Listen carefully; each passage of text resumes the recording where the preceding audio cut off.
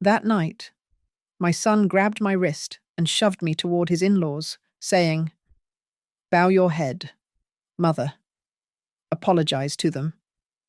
I did bow, but not to beg. I bent down to pick up the shattered pieces of my dignity, then stood straight with a plan forming in my mind. 3 days later, in that same house, I made them lose everything: their money, their reputation, and the perfect mask they'd worn for years. They thought they'd broken me. They had no idea they'd just armed me. My name is Eleanor Hart, and I've spent 62 years learning that dignity isn't something you're given, it's something you take back. The Windsor Ridge mansion smelled like money and misery that December evening. Polish gleamed on every surface, from the mahogany staircase to the crystal chandelier that threw cold light across faces that pretended to smile. I sat at their dining table, my weathered hands folded over a napkin so stiff with starch it could stand on its own. Across from me, Lillian Pierce dabbed her lips with an identical napkin, her movements calculated to remind everyone she'd been born to this, while the rest of us merely aspired. "The Beaumont merger went through beautifully," Harold Pierce announced, swirling burgundy wine in a glass that cost more than my monthly groceries. 23 million in projected revenue. Not that everyone at this table would understand such numbers. His eyes flicked to me, brief, dismissive, like checking a servant was still breathing. My son Daniel shifted beside me, his jaw tightening. The boy I'd raised on discount mac and cheese, who'd studied structural engineering by the light of a desk lamp I'd bought at Goodwill, now wore a $3,000 suit his wife had chosen. Savannah touched his arm, a warning, a leash. Both. Mother was just promoted to regional coordinator at her company, Daniel said quietly. Savannah's laugh tinkled like breaking glass. How lovely. Though I imagine laundry services must be quite straightforward compared to actual business. I'd managed 3 facilities for Starlight Linen Services, supervised 47 employees, negotiated contracts worth hundreds of thousands. But in this room, I was just the help who'd somehow birthed their meal ticket. "Speaking of family business," Lillian said, adjusting her pearl necklace, each pearl the size of a child's tear. "We really must discuss the investment opportunity Harold mentioned." "Daniel? You did sign those papers? Savannah prepared?" "Not yet," Daniel said. "I wanted to review." "Darling." Savannah interrupted, her French manicure drumming the table. "We discussed this. It's simply a formality for tax purposes. Daddy knows what's best." The conversation turned to their planned trip to Aspen, to the new Tesla they'd ordered, to the country club's recent policy changes. I sat silent, invisible, until Lillian rose to inspect the dessert arrangement. I stood to pull out her chair. It was automatic, the courtesy my mother had beaten into me with a wooden spoon and Baptist hymns. But Lillian recoiled, as if I'd struck her. "Did you just—" She pressed a hand to her chest. "Harold, did you see what she did?" "I was helping with your chair," I said, confused. "You grabbed at me. You actually put your hands on me." Her voice rose to a pitch designed to shatter sympathy. "This is assault. This is Daniel. Control your mother." The room contracted. The grandfather clock in the corner ticked like a countdown. Daniel's face went white, then red, then something worse, resigned. "Apologize," he said quietly. "Daniel?" "Mother." His hand closed around my wrist. Not the gentle touch I'd known when teaching him to tie shoes or checking his fever. This was force. "Apologize. Now." "I didn't do anything wrong." Savannah stood. her silk dress whispering accusations. This is exactly the problem. No sense of propriety. No understanding of boundaries. Daniel, if she can't show basic respect, she'll apologize. My son's grip tightened. He pulled me toward Harold and Lillian, who stood like judges at their own tribunal. Bow your head, mother. Tell them you're sorry. The chandelier light caught Lillian's smile small, savage, satisfied. Harold checked his Rolex, already bored with my humiliation. Savannah's hand rested on Daniel's shoulder, a puppet master admiring her strings. I bent at the waist, 90 degrees, the perfect angle of submission. But as my eyes fixed on the Persian rug beneath their feet, I wasn't seeing hand-woven patterns. I was seeing the blueprint of their destruction. I'm sorry, I said to the floor. Properly, Lillian commanded, so we can all hear. I straightened halfway, meeting her eyes. I'm deeply sorry for any misunderstanding. Better. She turned to Savannah. Though I think a more formal apology is needed. This Saturday, we're having the Whitmans and Clearys for dinner. She can apologize properly then, in front of people who matter.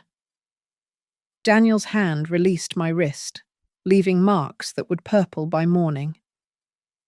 She'll be there. I gathered my coat wool, 12 years old, repeatedly mended while they returned to their dessert wine and casual cruelty. Daniel didn't walk me to the door. Through the frosted glass, I heard Savannah's voice. You did the right thing, darling. She needs to learn her place. The December air bit through my coat as I walked to my Honda Civic, snow beginning to dust the manicured lawns of Windsor Ridge. In my rearview mirror, the mansion glowed like a tumor. Saturday, I whispered to the empty car. You want a performance, I'll give you one you'll never forget. The drive home to Bristol Falls took 37 minutes. I spent each one planning. The bruises on my wrist had faded to yellow by Wednesday, but the memory burned purple fresh. I stood at my kitchen window, watching Bristol Falls wake-up delivery trucks rumbling past, neighbours scraping ice off windshields, the ordinary rhythm of people who worked for their living. My reflection in the glass showed every one of my 62 years' lines earned from double shifts. Grey hair I'd stopped dyeing when the cost became groceries or vanity. Hands that knew the weight of industrial washing machines and the lightness of my baby boy's fevered forehead. That boy was gone now, replaced by someone who wore Daniel's face but spoke Savannah's words. I remember the exact moment I realized I was losing him. 3 months after their wedding, he'd come for dinner alone, a rare gift. I'd made his favorite pot roast, the one that took 6 hours but filled the house with memories of Sunday afternoons when it was just us against the world. He'd pushed it around his plate, then asked if I knew how to make coq au vin. Since when do you eat French food? I'd laughed. Savannah says I need to develop a more sophisticated palate. The words weren't his. The tone wasn't his.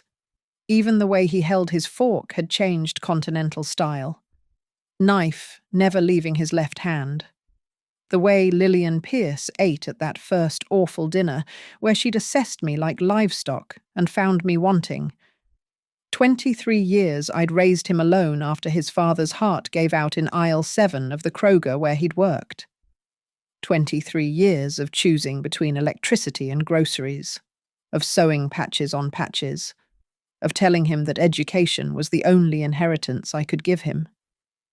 I'd worked 4 straight Christmas Eves at Starlight Linen Services, washing hospital sheets, while other mothers tucked their children into bed. Because holiday pay meant Daniel could have the graphing calculator his engineering classes required. Now, he invested that engineering salary in mysterious LLCs his father-in-law recommended, Signing papers Savannah prepared without reading them. The first warning sign had flickered past me 6 weeks ago. I'd stopped by Daniel's office to drop off cookies, snickerdoodles, his favourite since age 5. Savannah was there, her voice carrying through the door. "Just sign here, darling. And here? Initial here." "What is this exactly?" Daniel had asked. "Investment paperwork. Daddy's handling everything through Archer and Vale Realty. You trust Daddy, don't you?" The pause lasted 3 heartbeats. "Of course." "Then stop overthinking. The returns will be incredible. We'll be able to buy that house in Windsor Ridge, right next to my parents." When I'd knocked, Savannah had swept the papers into a folder marked Private Family Investments. Her smile could have frosted windows. The second warning came last month at Thanksgiving. I'd arrived early to help with cooking, finding Harold in Daniel's home office, rifling through filing cabinets. "Just looking for the quarterly reports," he'd said smoothly. "Daniel asked me to review his portfolio." Daniel had been in the shower. He couldn't have asked anything. But the moment that made my stomach truly turn had happened 2 weeks ago. I'd met Daniel for coffee at our old spot Murphy's Diner, where he'd done homework while I worked the evening shift at Starlight. He'd been distracted, checking his phone every 30 seconds. "Everything okay?"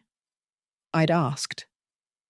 "Savannah's worried about the Northcrest Bank situation." "What situation?" He'd blinked, as if remembering I existed. "Nothing. Just some paperwork for a new investment property. Harold says it's a can't-miss opportunity, but the bank's being difficult about the loan terms." "How much?" 2.3 million. He'd nodded, already texting again. My coffee turned to acid in my stomach. 2.3 million. My son, who'd cried when his student loans hit 40,000, was now signing away millions on Harold Pierce's word. That evening, I'd done something I'd never done before. I'd driven past Daniel's house at 11:45 p.m. Harold's Mercedes was in the driveway. Through the lit window, I could see him at Daniel's desk, Savannah beside him, both focused on a laptop screen. Daniel was nowhere in sight. The next day, Daniel had called to tell me about a family investment meeting where Harold had explained how LLC structures could maximize returns while minimizing liability. He'd sounded excited, proud even, using terms he'd clearly memorized without understanding. "Did you have a lawyer review the documents?" I'd asked. "Savannah's family lawyer prepared them. Why would I need my own?" The bruises on my wrist might be fading, but those memories burned fresh. My boy, my brilliant, trusting boy, was being hollowed out from the inside. His signature practiced on documents he'd never read. His future mortgaged to people who saw him as an ATM with a pulse. I picked up my phone and scrolled through Daniel's recent texts. They'd grown shorter, more formal. "Can't make dinner, Savannah planned something." "Harold needs us at the club." "You wouldn't understand the details." "Mom?" The last real conversation we'd had before that nightmare dinner, he'd mentioned something that made my blood chill even now. "Savannah thinks I should update my life insurance. Make her the sole beneficiary? She says it's what married couples do." Saturday was 3 days away. Whatever they were planning would happen then, while I performed my humiliation for their entertainment. The Whitmans and Clearys would witness my degradation, and then Harold would close whatever trap he'd spent months baiting. Unless I closed mine first. Ruth Decker had been pouring coffee at Murphy's Diner for 37 years, and she'd heard every secret Bristol Falls had to offer. When I walked in Thursday morning at 6:15 a.m., She took one look at my face and poured 2 cups instead of 1. "Back booth," she said. "I'm taking my break." The vinyl squeaked as we sat. Around us, truckers and shift workers hunched over eggs and hash browns, the comfortable noise of working people starting another day. Ruth studied me over her steaming mug, her weathered face creased with concern. "Spill it. Eleanor. You look like someone stole your last dollar and charged you for the privilege." So I spilled. Everything. The forced bow, the bruises, the investment papers, Harold's midnight visits to rifle through Daniel's files. Ruth listened without interrupting, her expression growing darker with each detail. "Those Pierce bastards," she finally said. "I knew they were poison the minute they started coming around here, acting like they owned the air. You need Caleb Monroe." "Who?" "Private investigator. Used to be a forensic accountant for the Denver PD before he got sick of the politics. He's clean, thorough, and most importantly, he hates people like the Pierces." She scribbled an address on a napkin. "Building behind the hardware store. Tell him Ruth sent you. And Eleanor." Her hand covered mine. "Whatever this costs, it's worth it. That's your boy they're stealing." Caleb Monroe's office occupied the 2nd floor of a building that had seen better decades. The stairs creaked a warning with each step, and the hallway smelled like old cigarettes and older dreams. But his office itself was sharp, modern computers, filing systems labeled with military precision, certificates and licenses properly framed. The man himself looked like an accountant who'd taken up boxing soft around the middle but solid underneath, eyes that missed nothing behind wire-rimmed glasses. "Ruth called," he said before I could speak. "Said you need help with some financial predators. The Pierces." I nodded, surprised. "I've been waiting for someone to come asking about them." He pulled out a legal pad. "Their names come up in 3 other investigations, always tangential. Never quite enough to pin down. Tell me everything." For the 2nd time that morning, I laid out the story. But this time, Caleb took notes, asking sharp questions that cut to the bone. "The LLC names, do you remember them?" "Windsor Oaks Holdings was one. There were others, but Daniel mentioned them so fast. Archer and Vale Realty, they're the broker." That's what Harold said. "And this Saturday meeting, you think that's when they'll execute whatever they're planning?"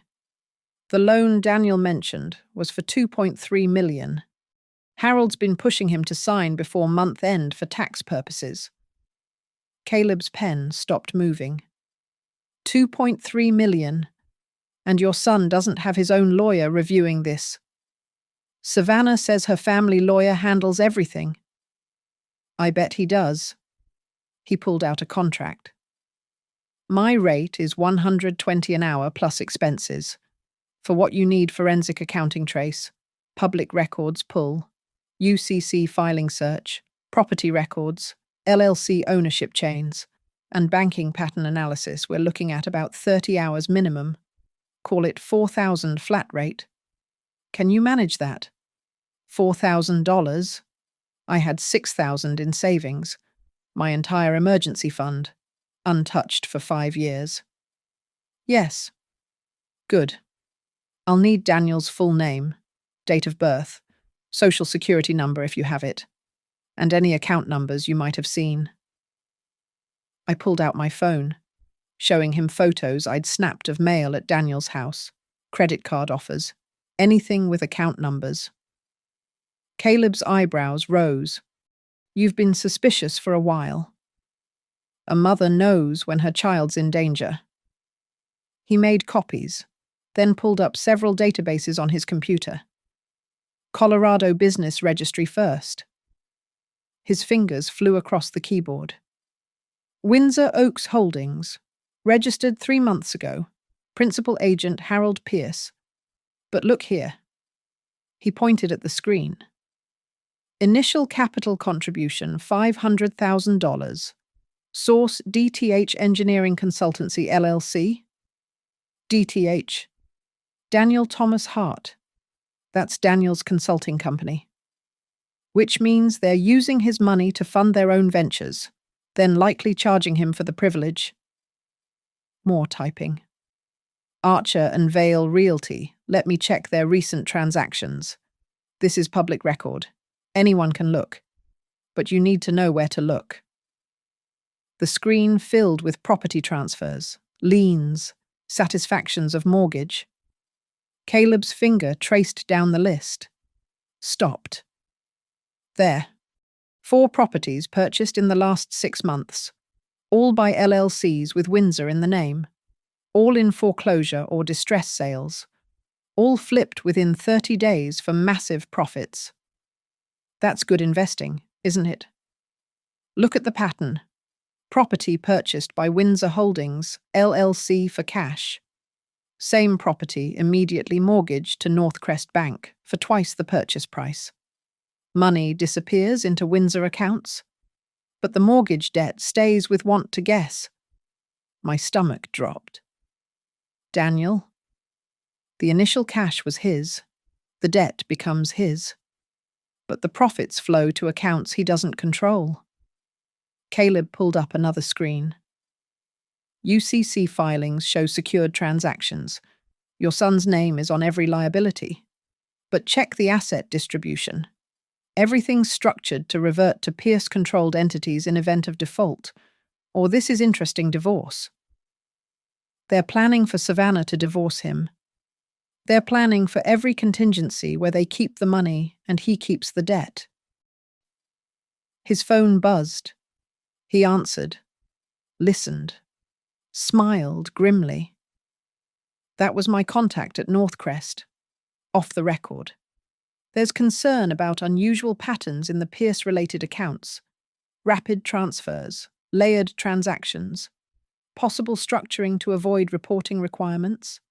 They can't act without cause, but they're watching. Can you prove all this by Saturday? I can prove enough to stop them from proceeding. The question is whether your son will believe it. He'll have to. I'll make him see Mrs. Hart. Caleb's voice was gentle but firm. In my experience, love makes people blind and marriage makes them deaf. We need evidence so overwhelming that even a man in love can't ignore it. I'll need 24 hours to compile everything, verify the chain, and make it legally bulletproof. That gives us 1 day before Saturday. 1 day to save your son from financial ruin. He stood, offered his hand. I'll have a preliminary report by tomorrow noon. Full documentation by tomorrow night. Whatever you're planning for that dinner party, make sure you have witnesses. Oh, I'll have witnesses. I shook his hand, feeling something I hadn't felt since Daniel grabbed my wrist power. The Whitmans and Clearys are about to see a show they'll never forget. Friday afternoon at 12:37 p. Caleb Monroe's preliminary report landed in my hands like a loaded weapon. 23 pages of financial forensics, each one a bullet aimed at the Pierce family's facade. I sat in his office, watching him arrange supporting documents with the precision of a surgeon preparing instruments. It's worse than we thought, he said, adjusting his glasses. They've been building this trap for 18 months, since before Daniel even met Savannah. My hands stilled on the paper. Before they met. Savannah Pierce worked as a consultant for 3 different firms that all happened to bid on Daniel's company's projects. She was gathering intelligence, learning his patterns, his weaknesses. He pulled out a highlighted timeline. Look every chance meeting between them, corresponds with Daniel receiving a major contract or bonus. The room felt cold, despite the afternoon sun streaming through dusty blinds. My son hadn't fallen in love. He'd been hunted. The evidence, I managed. Is it enough? More than enough. Caleb opened a box of manila folders, each tabbed and labeled. Original LLC documentation showing forged signatures. I had a handwriting expert verify them this morning. Bank statements with metadata proving Harold accessed Daniel's accounts using credentials obtained through Savannah. Email chains where they discuss Daniel like he's a stock portfolio. He pulled out a photograph, a screenshot from Savannah's social media, later deleted but cached by Google. She was at a bar with friends, holding a champagne glass. The caption read, "6 more months of playing housewife and I'll never work again. Secure." The bag. Trust fund by marriage. The timestamp, Caleb pointed out, is 2 weeks after their engagement. My throat burned. What about the Saturday loan? That's their killing blow, the loan documents. He produced another folder, thick with legal papers. They're structured as a commercial bridge loan with Daniel's entire portfolio as collateral. The interest rate jumps to 32% after 60 days. No legitimate bank would write this loan. But Northcrest's commercial division has a new loan officer, Marcus Winters. Guess whose nephew he is? Lillian's. Bingo. The loan funds would immediately transfer to an account Daniel can't access, supposedly for investment property development. But the actual plan, he showed me another email chain, is to default on purpose, triggering immediate seizure of all collateral. Daniel would lose everything, including his primary residence, his consulting company, even his retirement accounts. I studied the documents, memorizing key phrases, account numbers, dates. Can we stop it? Already in motion. Caleb smiled, the expression sharp. My legal partner filed an emergency notice with Northcrest's compliance department an hour ago. Red flagged the loan for suspicious activity, potential fraud, and violation of banking regulations. The loan's frozen pending investigation. They'll know someone interfered. Not until they try to execute the transfer tomorrow. By then, you'll have already exposed them. He pulled out a tablet. I've digitized everything. This USB contains the complete file documents, recordings, email chains, bank records. But we need to be strategic about revelation. Too much at once, and people tune out. Too little, and they dismiss it. I know exactly how to do this, I said. Theatre was my minor before I dropped out to have Daniel. Caleb laughed, surprised. You're full of surprises, Mrs. Hart. Eleanor. And tomorrow night, I'm going to give the performance of my lifetime. I looked at the evidence spread across his desk. Can you make copies sealed, notarized, ready for distribution? How many? 8. 1 for each dinner guest, 1 for the police, 1 for the FBI's Financial Crimes Division. His eyebrows rose. The FBI. Interstate wire fraud, conspiracy, bank fraud over $1 million that's federal jurisdiction. Isn't it? You've done your homework. I've had 3 sleepless nights to plan. I pulled out my phone, scrolled to a contact. There's one more thing. Sarah Chen at the Denver Post. I caught myself. Sorry. Sarah Watkins. She covers financial crimes. Would she be interested in this? Herald or Tribune might be better. They love taking down old money. Contact them. Tell them to have someone at 9:23 p.m. tomorrow, outside the Pierce mansion. Tell them to bring a photographer. Caleb made notes. You're planning something theatrical. Lillian wants me to perform humiliation for her guests. I'll give her a performance. But the humiliation won't be mine. I stood, gathering the evidence. I need one more thing.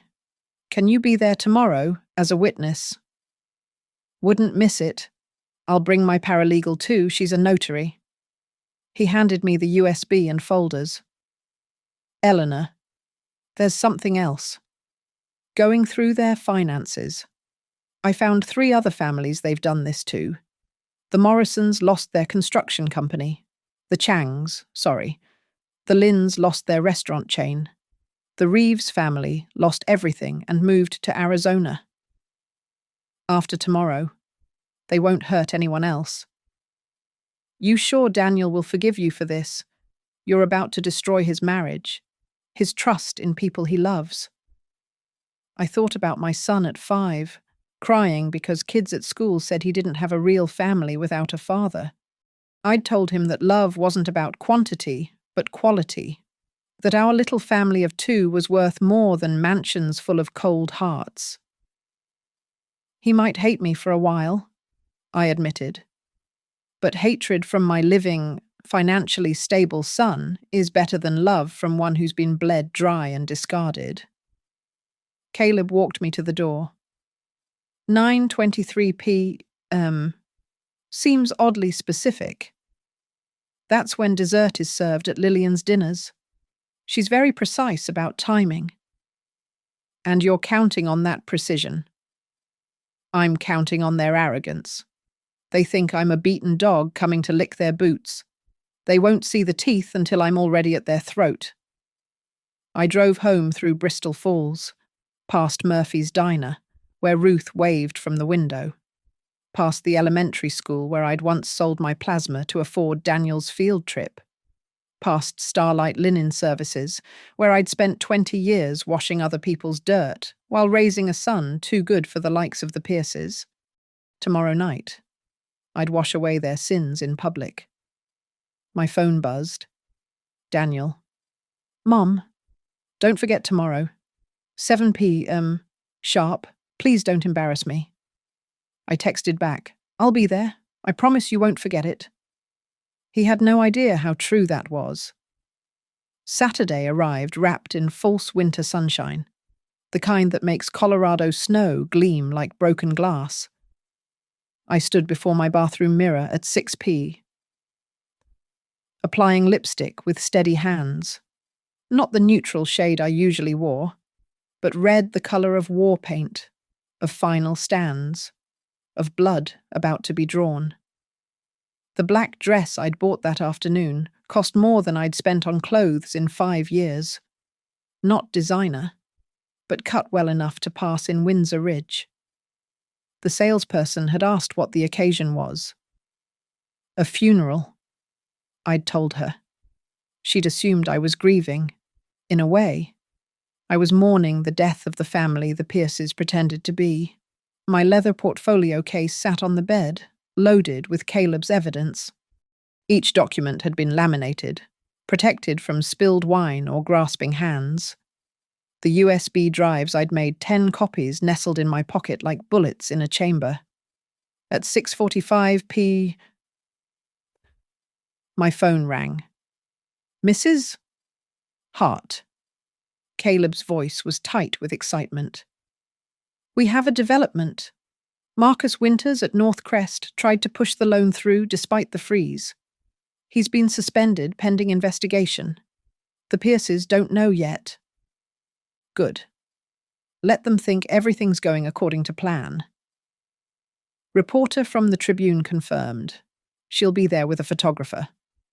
Also, my paralegal Rebecca will arrive at 8:50 p.m.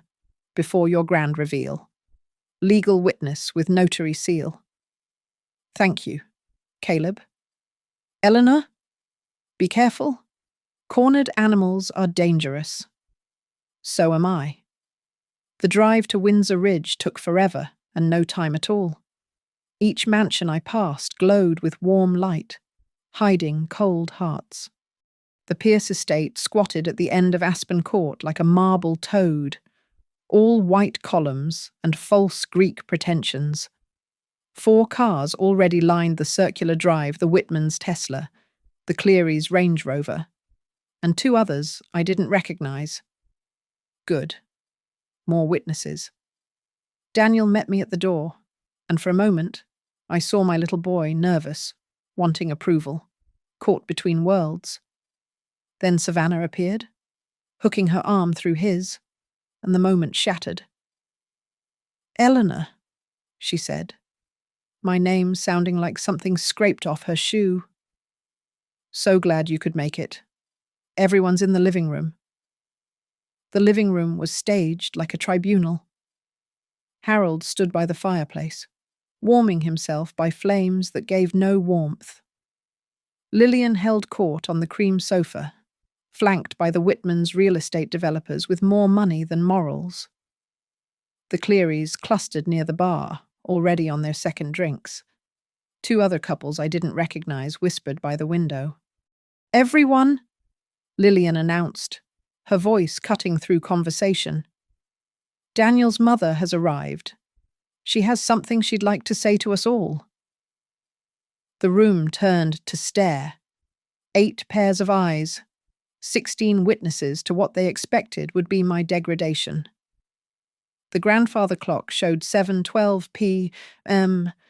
I had 2 hours and 11 minutes until the finale. "Actually," I said, setting my portfolio by the door, "I thought we'd have dinner first. After all, apologies are better digested with food." Harold frowned. This wasn't the script. But Lillian, ever the hostess, wouldn't let her schedule be disrupted. "Of course. Everyone, shall we move to the dining room?" The dining table could have seated 20. Tonight, 12 chairs were arranged with military precision, each place setting worth more than my monthly rent. They'd placed me at the far end, as far from the hosts as possible, while still being at the table, the geography of humiliation. "Before we begin," Harold said, raising his wineglass, "I'd like to announce some wonderful news. Daniel and Savannah will be closing on their new investment property Monday morning, a $3.5 million development that will transform downtown Bristol Falls." Daniel shifted uncomfortably. "Actually, I haven't signed details. Savannah laughed, that tinkling glass sound. "Daddy's handled everything. Haven't you?" "Daddy." "Naturally. My nephew at Northcrest has expedited everything. The funds will be available Monday morning, 9 sharp." I smiled into my soup. No, they wouldn't. Dinner progressed through 7 courses, each more elaborate than the last. The Whitmans discussed their latest development, crushing a Hispanic neighborhood they used the word revitalizing. The Clearys bragged about their son at Harvard, carefully noting the legacy admission they'd purchased. Through it all, I sat silent, counting minutes, watching Harold check his phone with increasing frequency. At 8:47 p.m, the doorbell rang. "Who could that be?" Lillian frowned. "We're not expecting." "I'll get it," I offered, rising. "The help will." Lillian started, but I was already moving. Rebecca stood at the door, briefcase in hand, notary seal visible on her lapel. Behind her, barely visible in the darkness, a van with Tribune on its side idled at the curb. "Mrs. Hart, I'm here as requested." "Perfect timing. Please, come in." I led her back to the dining room. The confusion on every face was delicious. "Everyone, this is Rebecca Thornton, notary public and paralegal. She's here to witness something important." "What is the meaning of this?" Harold stood, his face purpling. "Patience," I said. "It's almost time for dessert. And Lillian, you do so love your schedules." The clock showed 9:18 p.m. 5 minutes. Daniel, Savannah hissed, control your mother. Mom, what are you doing? What I should have done months ago. I walked to retrieve my portfolio. Protecting you. This is ridiculous, Lillian snapped. Eleanor, you came here to apologize for your behavior, not to create more drama with whatever working-class theatrics you've planned. 9:20 p.m. 3 minutes. You're absolutely right. Lillian, I did come here to apologize. Relief flickered across her face. But not to you. 9:21 p. I opened my portfolio, pulling out the first folder. I apologized to my son for not seeing the trap you set until you'd already sprung it. 9:22 p.m. I apologize to every family you've destroyed before mine. The doorbell rang again. Through the dining room window, camera flashes sparked in the darkness. 9:23 p. But mostly, I apologize for what I'm about to do to you. I pulled out the first document, holding it high enough for everyone to see. Let me tell you a story about fraud, forged signatures, and a family that thought they could steal everything from my son because his mother was just hired help. Rebecca, please record this for the court records we'll be filing Monday morning. Rebecca clicked on her recorder. The Pierces' faces went white as snow. Let's start with Windsor Oaks Holdings, I said, pulling out the first document, holding it up like a prosecutor presenting evidence. Registered 3 months ago, with $500,000 in capital. Harold, would you like to tell everyone where that money came from? Harold's wine glass trembled. This is absurd. I don't have to. From DTH Engineering Consultancy, Daniel's company. I passed the incorporation documents around the table. But here's the interesting part. Daniel never authorized this transfer. The signature on the authorization form, forged. We had 3 handwriting experts confirm it. I pulled out the forensic analysis. The real signature versus the forgery side by side. The expert's seal, bright and official. Mrs. Whitman leaned forward, her diamonds catching light as she studied the papers.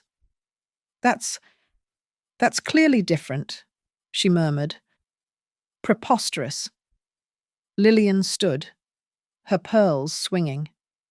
How dare you come into our home? Leia too.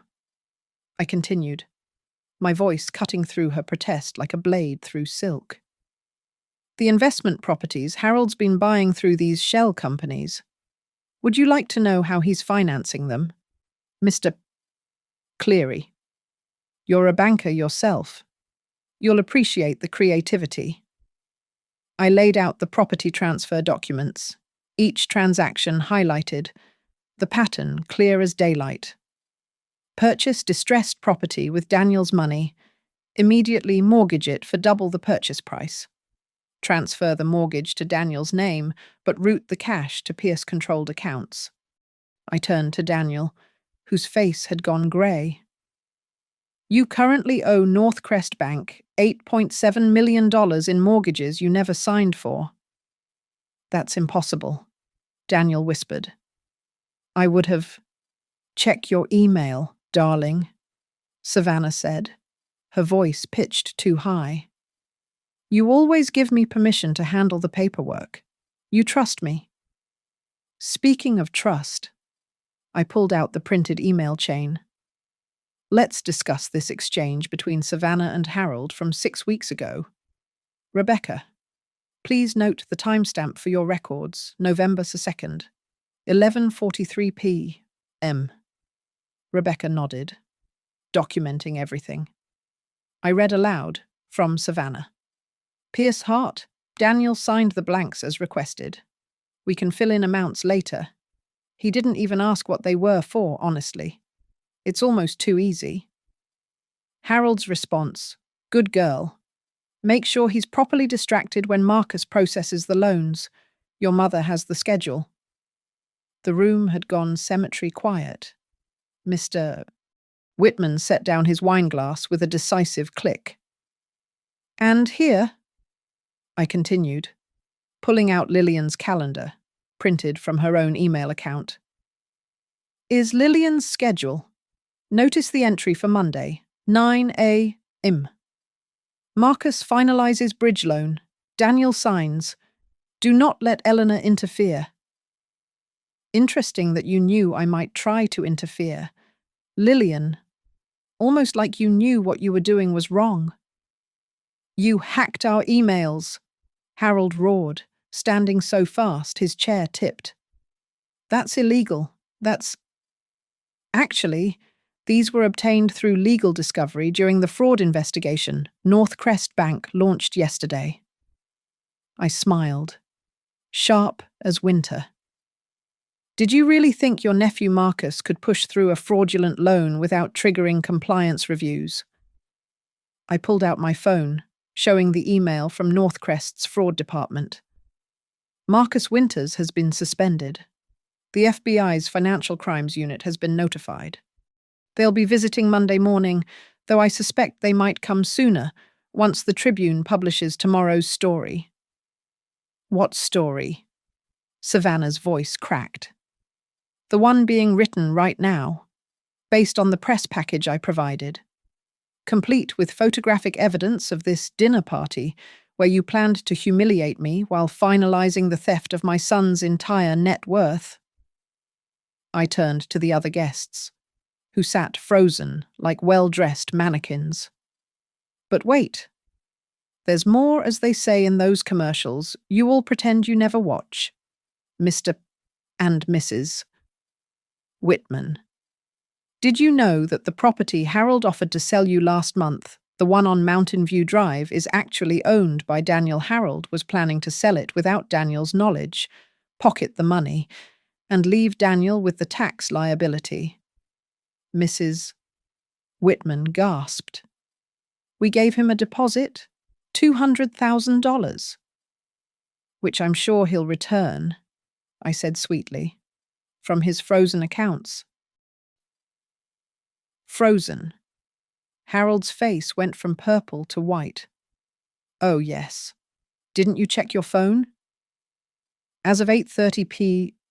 tonight, all Pierce-controlled accounts at North Crest have been frozen pending investigation.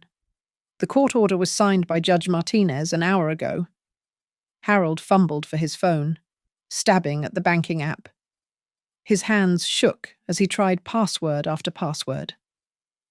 "While he's processing that," I continued, pulling out the coup de grace, "let's discuss the prenuptial agreement Savannah had Daniel sign, the one that supposedly protects his assets. Rebecca. Please note that this document was notarized by Marcus Winters before he was legally certified as a notary, making the entire agreement void." "That's not, you can't." Savannah turned to Daniel. "Baby, you know I love you. This is all a misunderstanding. Your mother is crazy. She's jealous. She's—" "Savannah." I pulled out the final piece of evidence, the one I'd saved for last. "Would you like to explain this text message to your friend Madison sent 3 weeks ago? Quote, almost got the idiot to sign everything. Few more months, and I'll divorce him with everything. Mom and Dad will make sure he's so broke he can't even afford a lawyer. Maybe his pathetic mother can take him back to whatever trailer she crawled out of." End quote. I set the phone screenshot on the table. Savannah's phone number clear at the top. The message timestamp authentic. Daniel stood slowly, his chair scraping against hardwood like fingernails on a coffin. He looked at Savannah, then at her parents, then at the evidence spread across the table like an autopsy of his marriage. "Is it true?" His voice was barely a whisper. "Daniel, sweetheart." Savannah reached for him. He pulled back as if her touch was poison. Is it true? The silence stretched like a noose tightening. Harold tried one more time. This is all fabrication. We'll sue for defamation. We'll... With what money? I asked pleasantly. And with what reputation? By tomorrow morning. Everyone in Colorado will know what you've done. The Morrisons, the Lynns, the Reeves, all the families you've destroyed, they'll be lining up to testify. Through the window, more camera flashes. The Tribune's photographer was getting every moment, every expression, every crack in the Pierce family facade. I believe, I said, standing and gathering my documents. This concludes my apology. I'm sorry for everyone who trusted you. I'm sorry for the families you've ruined. But mostly, I'm sorry I didn't do this sooner. Daniel's voice cut through the chaos like a scalpel through infected tissue. I want to see everything, every document, every email, every text. I handed him the portfolio. His hands shook as he read, his engineering mind processing the evidence with mathematical precision. Each page turned was another nail in his marriage's coffin. 8.7 million, he said flatly. You put me 8.7 million in debt. Baby, it's not like that. Savannah started. Don't. The word exploded from him. Don't call me baby. Don't speak. Just don't. He pulled out his phone, fingers flying across the screen. Mr. Monroe, this is Daniel Hart. Yes, Eleanor's son. I need you here. Now. Bring whatever documents you need for me to file charges. Daniel. Harold stepped forward, trying for authoritative but achieving desperate. You're confused. Your mother has poisoned you against us. We're family? Family. Daniel laughed, the sound sharp and broken. Family doesn't forge signatures. Family doesn't steal. He turned to Savannah. 23 months. That's how long we've been married. And every single day was a lie. The feelings were real, Savannah whispered, tears streaming down her face. But even her tears looked practiced, each drop perfectly timed. Were they... which feelings? Exactly. The disgust you texted Madison about, the jokes about my trailer trash mother. Or was it the excitement about taking everything I worked for? Mrs. Whitman cleared her throat. We should go. No, I said firmly. You should stay. You're witnesses. Rebecca is documenting everything for the criminal proceedings. Criminal. Mr. Cleary, the banker, had been silent until now. This is wire fraud, interstate wire fraud. That's 20 years federal. Harold's legs gave out. He collapsed into his chair, suddenly looking every one of his 73 years. We can work this out, privately. No need for prosecutors. Like you worked it out with the Morrisons. I pulled out another folder. They lost their construction company when you pulled this same scam. Or the Lynns, their restaurant chain. The Reeves family, who had to sell their home and move to Arizona. Those were legitimate business dealings. Lillian shrieked. Then you won't mind the FBI examining them too. I turned to the other guests. You might want to review any dealings you've had with the Pierces. The investigation will be thorough. The doorbell rang again. Caleb Monroe entered with 2 associates, all carrying briefcases. Daniel, Caleb said. I've brought the emergency paperwork. We can revoke all powers of attorney tonight, freeze any remaining transfers, and file for emergency divorce on grounds of fraud. Do it? All of it. Daniel signed where Caleb pointed, each signature a declaration of war. Savannah lunged forward. You can't divorce me. The prenup is void. Caleb interrupted. Notarized by someone without valid credentials, obtained through fraud, and unconscionable in its terms. You'll get nothing. I'll take half Colorado is a community property state. Community property includes community debts, Caleb said calmly. Since you've been proven to be the architect of fraudulent loans, you'll be personally liable for the $8.7 million. Daniel's assets from before marriage are protected. Your future earnings, however, will be garnished for decades. The color drained from Savannah's spray-tanned face. Harold tried once more. Surely we can reach an arrangement between gentlemen. Gentlemen. Daniel stood, towering over his father-in-law. Gentlemen don't rob their son-in-law. Gentlemen don't humiliate elderly women for sport. He looked at me then, and for the first time in 2 years, I saw my son. Mum, I'm sorry. I'm so sorry. We'll discuss that later, I said gently. Right now, we have business to finish. A phone rang. Harold's. He answered, listened, and dropped it. The country club. They've received a package. The board is calling an emergency meeting about our membership. Oh, yes, I said. I sent them copies too, along with your other clubs, your church, and that charity board you sit on. Lillian, the one for disadvantaged youth. They should probably know you've been creating disadvantaged families. Lillian swayed, catching herself on the table. Her perfect hair had come loose, grey roots showing beneath the blonde. You've destroyed us. No, you destroyed yourselves. I just turned on the lights. More phones began ringing.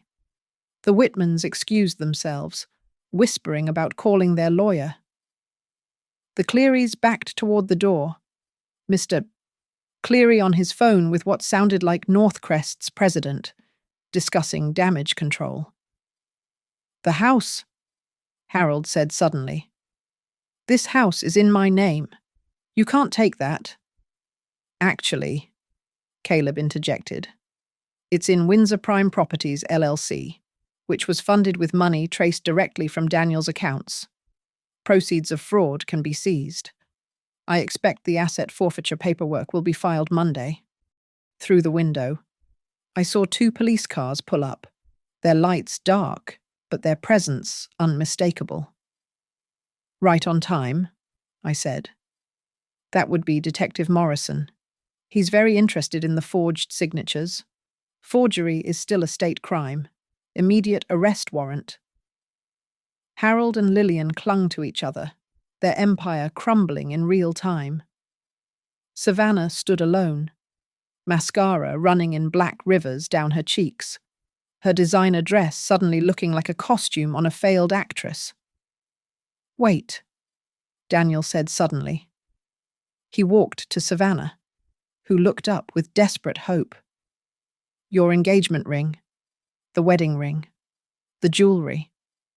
All of it was bought with my money before you started stealing. I want it back. Now. You can't. Now. Or I add theft to the charges. With shaking hands, Savannah removed the rings, the tennis bracelet, the earrings. Each piece clinked against the table like 30 pieces of silver. The police entered. Detective Morrison and 2 officers. Mr. and Mrs. Pierce. We need you to come with us for questioning regarding multiple counts of forgery and fraud. This is a mistake, Harold protested as they cuffed him. We have lawyers. We have rights. You have the right to remain silent, Morrison began, continuing the Miranda warning as he led them out. Savannah wasn't arrested yet, but as she stood there, stripped of jewelry, family, and future, she looked like what she was, a con artist whose mark had finally wised up. Get out, Daniel told her. Pack your things and get out of my house. Caleb will supervise to make sure you only take what's actually yours. Where will I go? I don't care. The dining room, which had been so perfectly staged for my humiliation, now looked like a crime scene. Documents scattered across the table, chairs overturned, the grandfather clock ticking toward 10:45 p.m. through the window. The Tribune van's headlights illuminated the Pierces being placed in separate police cars. Camera flashes captured every second of their downfall. Mrs. Hart. Rebecca approached with her notarized record. I have everything documented. This will hold up in court. I took the record, feeling its weight, not just paper, but vindication. The doorbell rang one more time. A courier, requiring signature. What now? Daniel asked wearily. The courier handed me an envelope. Inside, a single sheet from the Colorado Attorney General's office, Re Pierce Family Investigation. Your cooperation is appreciated. Please contact our office Monday to schedule your full statement. The empire had fallen. The kingdom was dust. And I hadn't even had to bow. The Windsor Ridge mansion stood empty behind us, its lights blazing like a funeral pyre for the Pierce dynasty.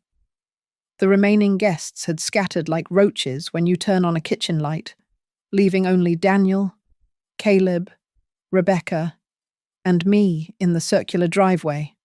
Snow had begun to fall again, softer than that night a week ago when this all started. Mom, Daniel said, his voice raw. Can we talk? I looked at my son, really looked at him. The expensive suit was rumpled, the perfect haircut must. But his eyes were clear for the first time in 2 years. Let's go home, I said. My home. The drive to Bristol Falls was silent, except for the windshield wipers fighting snow. Daniel followed in his car, probably worth more than my house, but suddenly seeming like just another trap he'd walked into. Caleb and Rebecca had stayed behind to supervise Savannah's packing, ensuring she took only what she'd brought into the marriage, which, as it turned out, was almost nothing. My little house had never felt more welcoming. The kitchen where we'd shared countless meals. The living room where he'd done homework while I worked double shifts. The walls that had heard our laughter and tears. This was real. This was home. Daniel sat at the kitchen table, the same spot where he'd eaten breakfast for 18 years. I made coffee, the cheap brand from the grocery store, not the imported stuff Savannah insisted on. He wrapped his hands around the mug like it was an anchor. I'm sorry, he whispered. God, Mum, I'm so sorry. I know. No, you don't understand. The things I said, the way I grabbed you, made you bow. His voice broke. What kind of son does that? A confused one, a manipulated one, but still my son. He looked up, tears streaming. How can you forgive me? Because that's what mothers do, and because you were drowning. Daniel? They pulled you under so slowly, you didn't even realize you couldn't breathe anymore. I chose them. I chose her. You chose what looked like love, what looked like success. They're very good at creating mirages. I sat across from him, taking his hands. The Pierces have been doing this for decades. You weren't their first victim, and you wouldn't have been their last. But I should have known. I'm an engineer. I analyze things for a living. You can't analyze what you can't see. They made sure you never saw the real documents, never questioned the signatures, never doubted the love. I squeezed his hands. Daniel, they started hunting you before you even met Savannah. This wasn't a crime of opportunity. This was a long-planned assassination of everything you'd built. He was quiet for a long moment, processing. Then, the prenup is really void. Completely. Caleb will file the divorce papers Monday. With the criminal charges against her and her parents, it should be fast. What about the debt? 8.7 million. Gone. Fraudulent loans can't be enforced. Caleb's already working with Northcrest to reverse everything. You'll lose some money, whatever they manage to actually spend, but your credit will be protected. Your company saved. And the Pierces. Harold and Lillian will likely serve 5 to 10 years federal, more if the state charges stick. Savannah might get less if she testifies against them. But she'll never work in Colorado again. The IRS will probably audit them going back a decade. Everything they built on lies will crumble. Daniel stood, walked to the window. Outside. Bristol Falls slept peacefully, unaware that its richest predators had just been caged. I have to rebuild everything, he said. No, you have to rebuild better. With truth this time. I joined him at the window. And you won't be alone. Mum, that night, when I made you bow, how did you know what to do? How did you see what I couldn't? I smiled, remembering. Because when someone thinks you're nothing, they don't guard against you. They show their true face, believing you're too stupid or weak to matter. Lillian and Harold talked freely around me, like I was furniture. Savannah sent texts while I was in the room, never imagining I could read over her shoulder. They gave me every piece of evidence because they couldn't conceive that the hired help might fight back. You played them. I let them play themselves. All I did was document it. Daniel turned, pulled me into a hug, the first real one in 2 years. I love you, Mum. I'm sorry I forgot that for a while. You never forgot. You just got lost. But you're home now. We stood there as the clock struck midnight, snow falling like absolution outside. In 6 hours. The Tribune's Sunday edition would hit the stands with the headline, "Prominent Family Arrested in Massive Fraud Scheme." In 48 hours, federal investigators would seize everything the Pierces owned. In a week, 3 other families they'd destroyed would come forward, adding their voices to the charges. But tonight, in my small kitchen that smelled like honest coffee and survived struggles, my son was home. I thought about that moment a week ago when Daniel had forced me to bow, how I'd felt something break inside me. I'd thought it was my dignity shattering. Now I realized it was the chains of silence breaking. The Pierces had created their own destruction the moment they mistook my poverty for powerlessness, my age for weakness, my love for my son as something they could use against us both. Mum, Daniel said into my shoulder, thank you for saving me. I didn't save you, I said, pulling back to look at him. I just showed everyone who the Pierces really were. You saved yourself the moment you chose truth over their lies. Outside, police lights still flickered in the distance, heading toward the federal building where Harold and Lillian would spend the night in separate cells. Tomorrow would bring lawyers, investigations, probably reporters. There would be testimony to give, papers to sign, a divorce to finalize. But tonight, we were just a mother and son, sitting at a kitchen table that had seen us through everything, drinking cheap coffee and expensive truth. I stood up, I said quietly, remembering Lillian's sneer, Harold's dismissal, Savannah's manipulations. They wanted me on my knees, and I stood up. And I'd never bow again. Thank you so much for listening to my story. I'd love to know where in the world you're listening from. Please share in the comments below so we can connect. If this story resonated with you, please subscribe to the channel and share your thoughts. Have you ever had to stand up to someone who tried to break you? How did you find your strength? Let's discuss in the comments.